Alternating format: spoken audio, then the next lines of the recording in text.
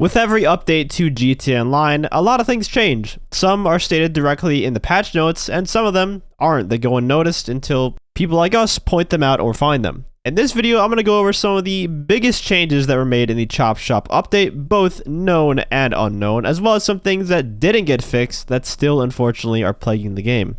And as you can tell by the title and thumbnail of this video, the Raiju specifically is still pretty busted.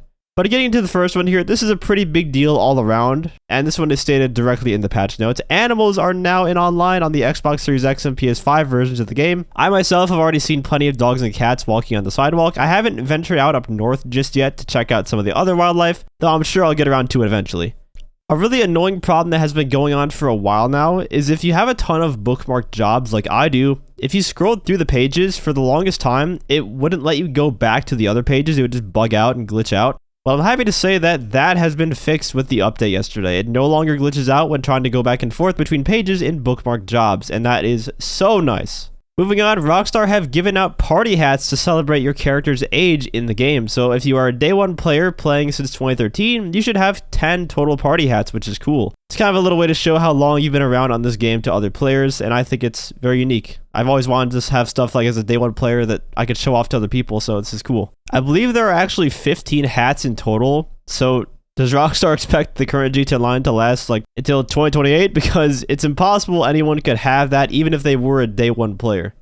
For all the AFK grinders out there, you might have to rethink your strategies a bit after this update, because it looks like AFKing on the security cameras within your property will not work anymore. And that idle kick timer will still go down. As you can see here, I've been sitting on the cameras and it pops up in the lower left corner that I'm going to get kicked in 5 minutes. This doesn't really affect me a whole lot because I have an AFK farm since the Carmi rep was so god-awful a couple years ago when tuners first came out, but I know there are a lot of people out there who will fill up their businesses with supplies and then just AFK farm until they run out and repeat the process. So it's those people who are going to have to find new strats. The interaction menu was changed in a very big way. Almost every category was switched around here, and I've seen a lot more people react negatively to this than positively. I don't think it's due to the fact that the new way it's set up is necessarily bad. It's just we've been so used to navigating the menu how it's been for years that our muscle memory is now messed up, which is causing a lot of player frustration. On top of that though, one feature was abolished entirely from the interaction menu, the easy way out option. Now this has been misconstrued into people believing that it was removed entirely from the game, but nope, it's still there, just now you'll have to pause the game and go to the online options menu in order to take the easy way out if you're stuck somewhere. Which isn't a big deal to me, although it was kind of convenient having it just in the interaction menu at the bottom to do it faster if I was stuck somewhere.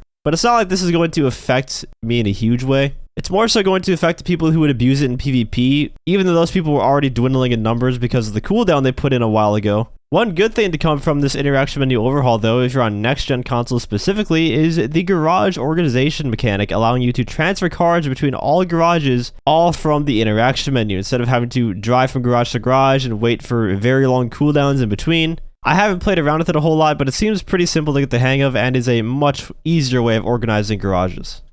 Now getting into some major ones here, the Ryu Jet caught a big nerf. Really, it was probably just a bug fix, but since it's going to lower the effectiveness of the jet, I still consider it a nerf at the end of the day.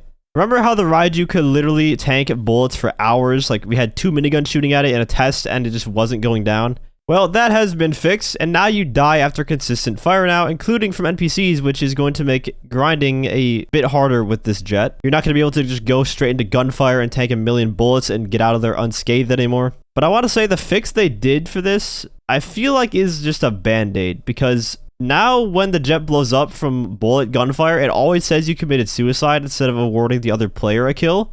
Like in this instance here with my friend Endercrafter, I'm shooting him with the minigun, and when his jet blows up, it says he dies and I don't get the kill for it. So I don't know if they have something behind the scenes that says, hey, if the jet takes a certain amount of damage, just automatically blow up, with the explosion not knowing that it's caused by myself shooting at the jet.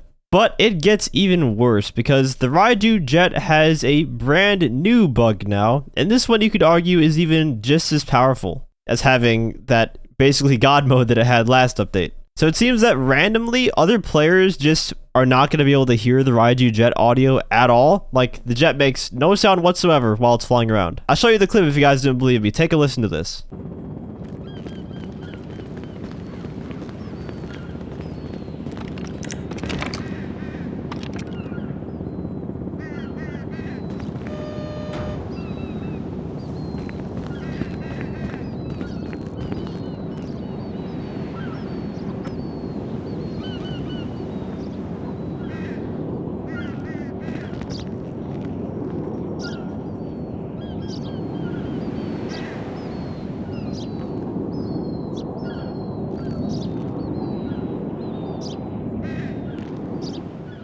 Yeah, this audio is not muted, by the way. It's just that quiet. The jet is literally silent. You can only very faintly hear the transitioning between VTOL and regular jet mode.